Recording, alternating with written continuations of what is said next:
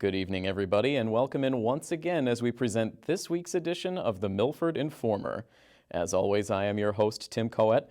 Fall made a very quiet debut last week, but there is no question the autumn weather has now officially kicked in, given some of the crisp conditions outside over the last several days. Well, we invite you to sit back and enjoy your favorite pumpkin-spiced beverage as we fill you in on the goings-on in Milford this past week. Let's get started with tonight's top stories rundown. Tonight, we'll show you how past and present local officials gathered together for a dedication ceremony celebrating the completion of the Milford Pond restoration project. Also tonight, we will recap a wild afternoon on the MHS softball field as the team hosted its first annual softball Homerun Derby fundraiser. And later in sports, we'll recap Milford's Week 2 football battle against Canton, and we'll show you if some late-game heroics were enough to deliver a victory for the boys' soccer team over North Attleboro. As we mentioned at the close of last week's show, Milford held a special dedication ceremony at Town Hall last weekend commemorating the completion of the Milford Pond restoration project. It was an opportunity for local political officials, committee members, and residents to come together and reflect on a project that spanned more than 2 decades. Well, 1992, 1993, we had a selectmen's meeting, and about 30 people from the Plains neighborhood came in, and they were very, very concerned. And they were and you could see the expression on their faces, and they talked to us about the serious deteriorating condition of Milford Pond. The pond was actually dying, it was choking. It was overgrown with vegetation, Phragmites, and they were concerned about the health associated concerns that might be going on. So they asked the selectmen, please try to do something. Try to, maybe have a committee, we'll be involved, we'll do whatever we can. This has been a great pond for a long time. It's great for the residents, boating, fishing, ice skating, and all that. So please try to do something. So the selectmen were very, very committed. They were very concerned. They said, okay, we'll form a committee. So we formed a committee. And that's how everything started. And during the past many, many years, we've had a wonderful committee that has done so much. And that's because they did all the work. If there's 2 words that I could emphasize that describe not only the committee, but also the leader of this committee, and make no mistake about it, Dino DeBartolomeus was a tireless leader for this project for many, many years. It's easy to get behind something that you can accomplish in a year, 2 years, but this is going back probably 25 years. That's amazing. Dedication, perseverance. That's what it was. This is a tremendous amount of work that has been taking place by many stakeholders. We've talked about the Board of Selectmen. We've talked about Dino being a champion of this project. Every project needs one. We've talked about the committee, the Pond Committee, that has come together and put in the time and the effort to make this possible. The leadership of the Board of Selectmen, Congressman Neal, Senator Moore, John Fernandez. This is what people expect from their government, to work together for the greater good. And that's exactly what has happened here today. These are complicated projects. There's a lot that goes into it. Engineers and biologists trying to maximize how much area we can restore while balancing cost of the projects and protecting critical resources along the edges of the pond, plus being mindful of the wells and the layers of peat to protect those wells and not wanting to compromise those.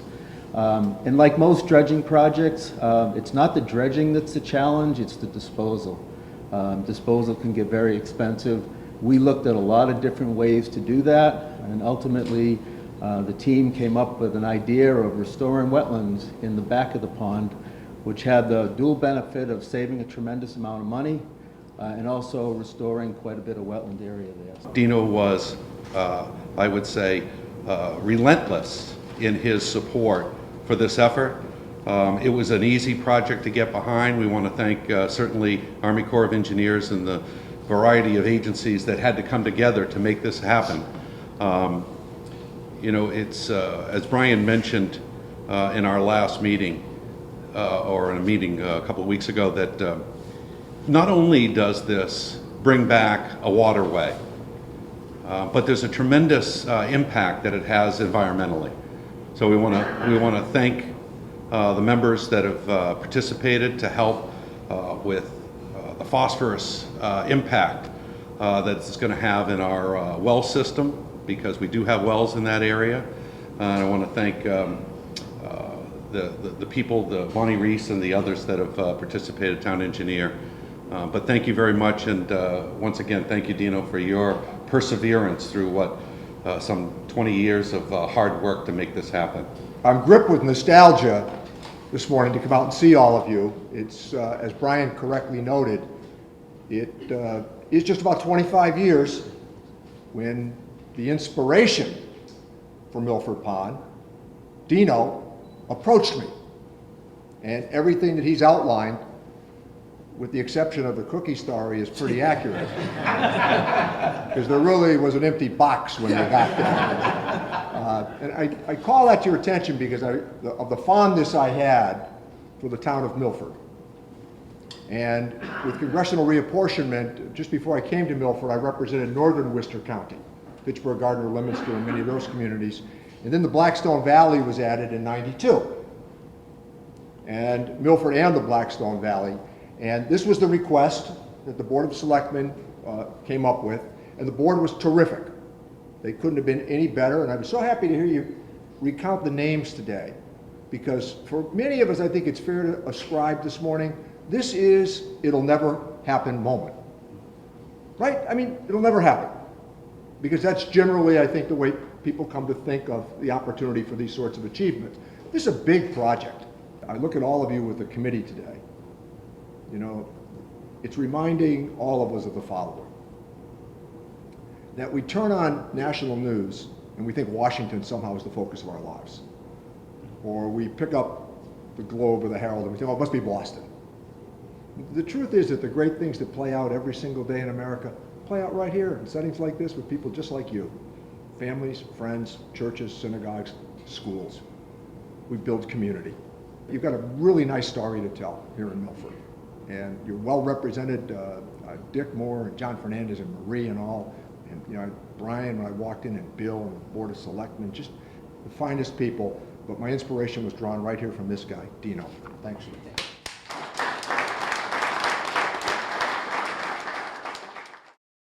Though we are still a long way from the start of the softball season, the Scarlet Hawks and head coach Steve DeVito gathered together along with members of the community for a special fundraising event at the softball field last Friday.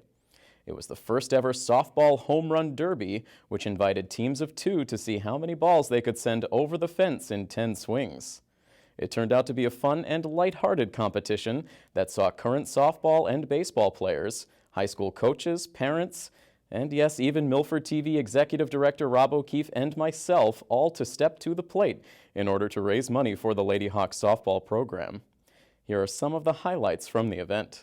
Welcome in, ladies and gentlemen, to the softball field here at Milford High School as Milford TV presents some exciting athletic competition for you this afternoon as we have a special softball Homerun Derby going on here at the softball field.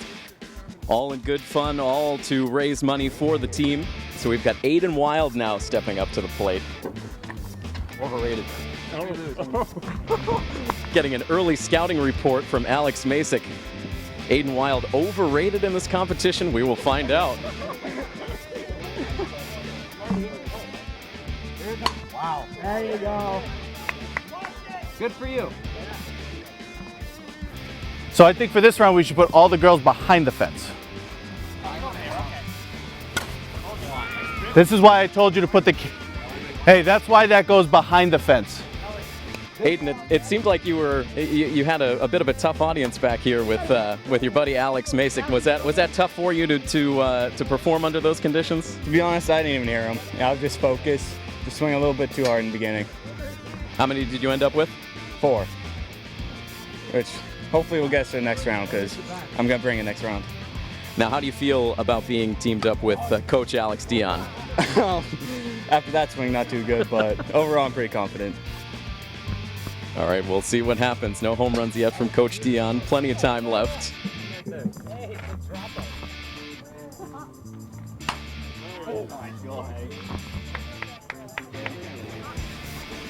Gone.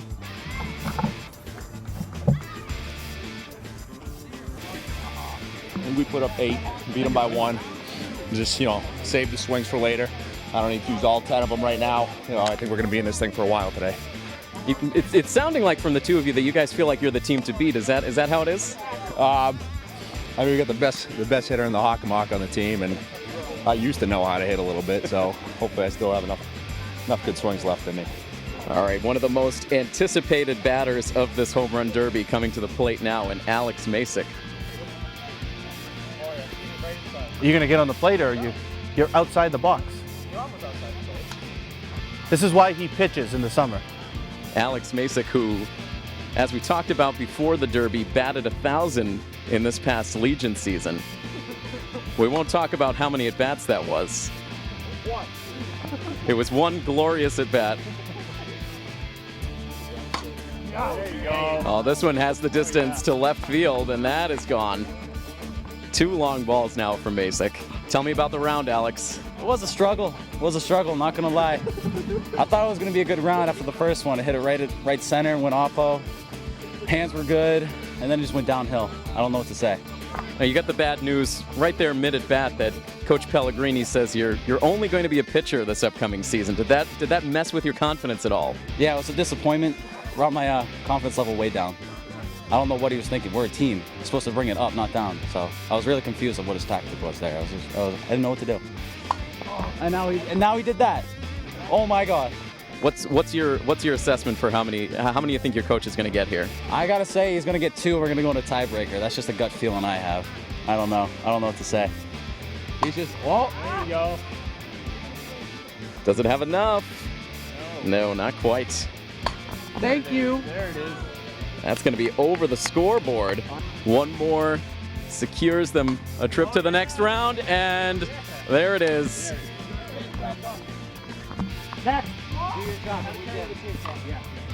I'm going to do play-by-play and pitch to these two. Well, this is great. We're going to keep 2. We're going to double mic. I'll keep 2 because it just sounds better.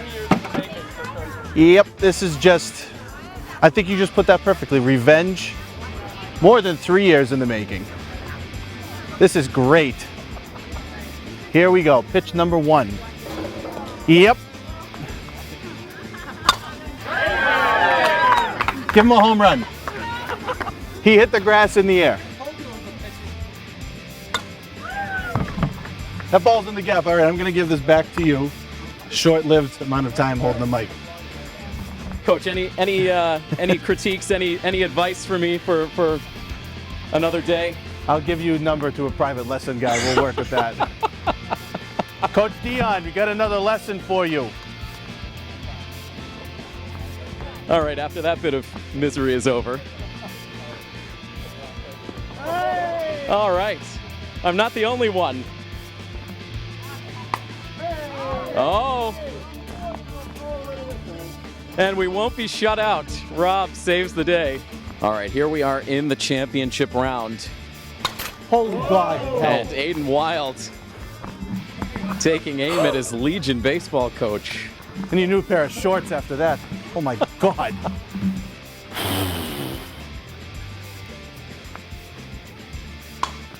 Oh boy. And just 2 home runs for Aiden. It's all up to Alex Dion now. And right now, Coach Dion leaving it all out there on the field. You need 7 out of 10 to win. 6 out of 10 gives us a 1 swing hit off. 1 home run, 1 swing to go.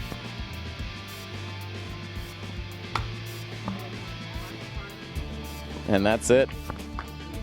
Coach P putting a lot of pressure on his teammate. We need a perfect round to tie.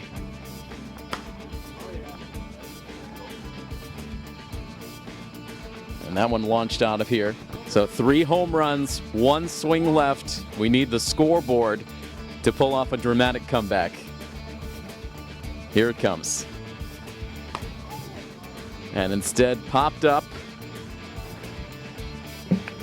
And so that is the game. And so Coach Dion and Aiden Wild are our Home Run Derby champions. You know, I did my recruiting, my background checks for about 20 different candidates for my partner, and I knew Dion was my guy, and he came through today. I'm happy about it. All right, you had a great round there in the finals to really seal the deal, Coach Dion. This must be a big moment. Oh yeah, huge moment.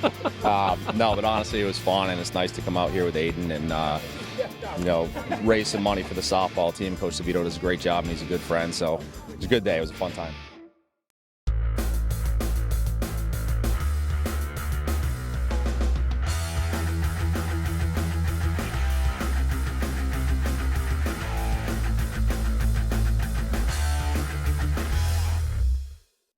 After scoring 28 second-half points in a blowout win over Franklin in Week 2, Milford hoped their offense could pick up right where it left off last Friday as they welcomed in the 1-1 Canton Bulldogs.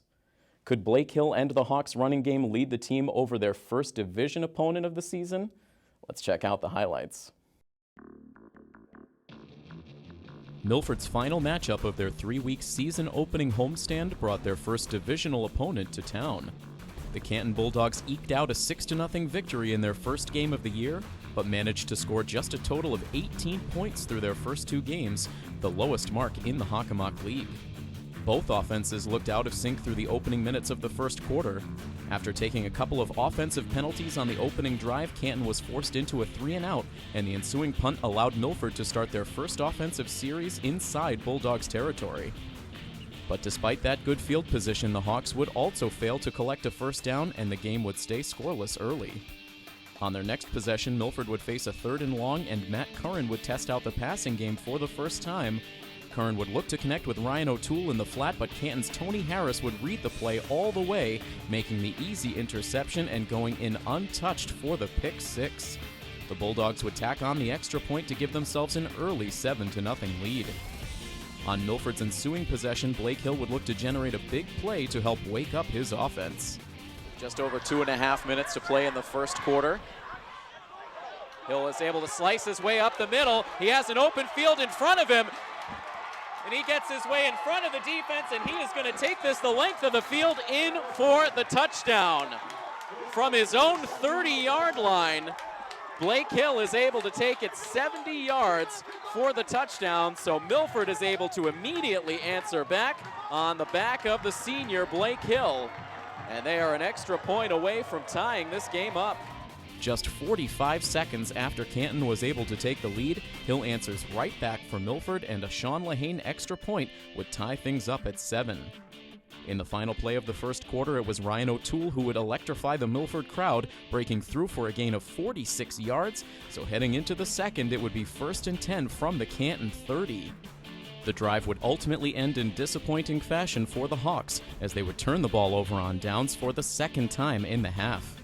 After the defense forced yet another Canton 3-and-out, O'Toole would look to make another big play for Milford, this time in the return game. And yet another 3-and-out now for the Bulldogs, as they send the high kick to midfield, takes a good Canton bounce. O'Toole will pick it up from there. He's able to make one defender miss, making his way to the near sideline, and he is gone. He will take the kick into the end zone. Touchdown, Scarlet Hawks. Unfortunately, the penalty flag on the play would be against the Scarlet Hawks, and so O'Toole's 62-yard return for a touchdown would be negated. Later in the second, Canton would have the chance to take the lead as they lined up for a 39-yard field goal try. But the kick would be no good, and eventually the two teams would head into halftime with the score frozen at 7-all.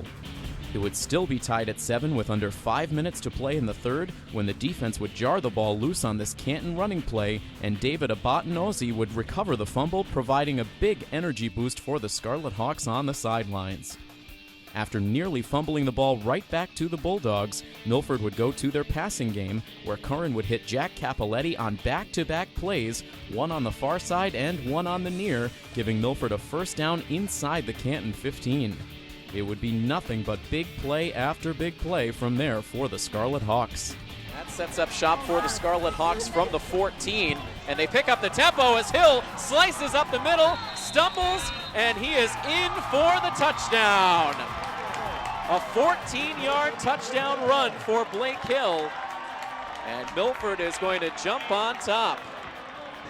An excellent chance here to tack on to the lead. They come out in the I formation on first down. The give goes right to Blake Hill, who is loose on the near sideline, has one man to beat, makes the move, and is around the pylon in for the touchdown. And just like that, one play into the fourth quarter, Blake Hill goes 38 yards for the score. There is his third touchdown tonight. Blake Hill cannot be stopped from their own 42. As Ross will look to throw, and the ball is intercepted. It is picked off by Riley Burns, who takes it down towards the 10-yard line. Ross was under pressure. He had to rush the throw, and it ends up right in the hands of big number 77, Riley Burns. And he nearly took it the distance, ran out of steam, and was dragged down, but a big play. The second turnover generated by the Milford defense with Hill in motion. Hill takes the snap. He weaves his way around the far sideline, and he is quickly in for the score, making 4 touchdowns on the night for Blake Hill as he is in from 11 yards out. The Scarlet Hawks immediately make the turnover hurt as they continue to build on this fourth quarter lead. For the second week in a row, Milford finds their form in the second half, and backed by another epic performance by Blake Hill and 3 more turnovers generated by the defense, the Scarlet Hawks earn their second straight victory as they defeat Canton by a final score of 28-7.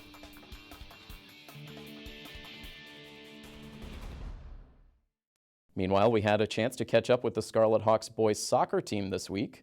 Our cameras were present at the MHS fields as Milford and North Attleboro clashed in a Davenport Division showdown this past Wednesday.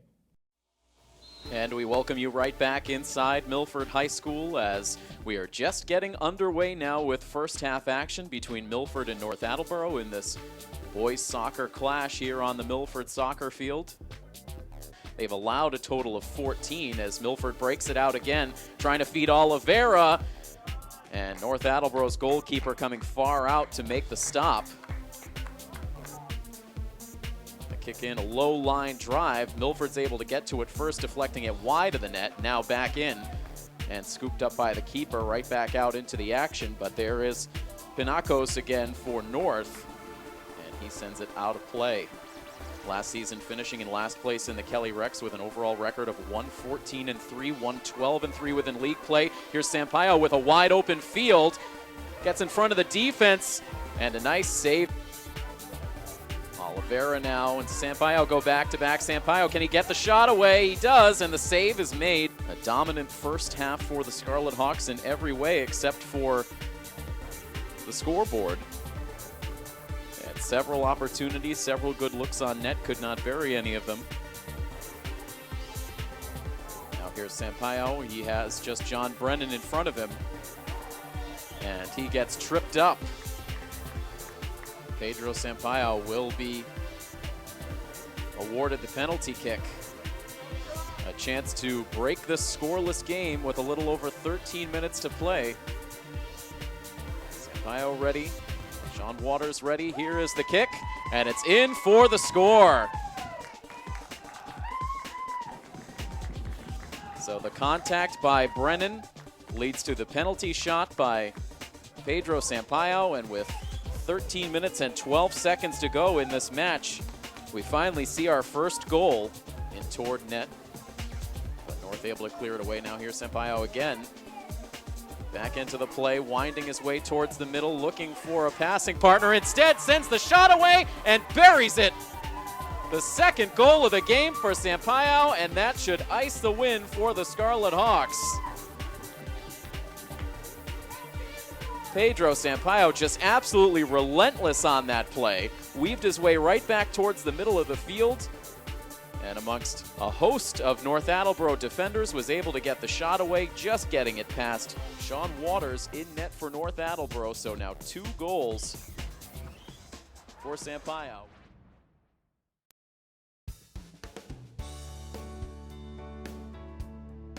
Coming up this weekend, our friends over in the town of Douglas will be hosting an Oktoberfest celebration. This Oktoberfest event features 4 different stages that will feature live music throughout the event. There will also be a host of beer selections, as well as various food vendors, train rides, and a kids' play area. Douglas Oktoberfest is being held this Saturday, October 1st, all along Main Street in Douglas from 9 a.m. to 4 p.m. Are you curious about what's going on over at the Ruth Ann Bleakney Senior Center? On October 6th, the Senior Center will be holding a special after-hours event. The event will allow community members to meet the staff, learn about programs and services, and tour the facility. There will also be a featured speaker giving a presentation on the affirmation and integration of rock and roll and the rise of youth culture. The event offers a great opportunity to meet and greet with other members of the community while enjoying some great fall-themed refreshments.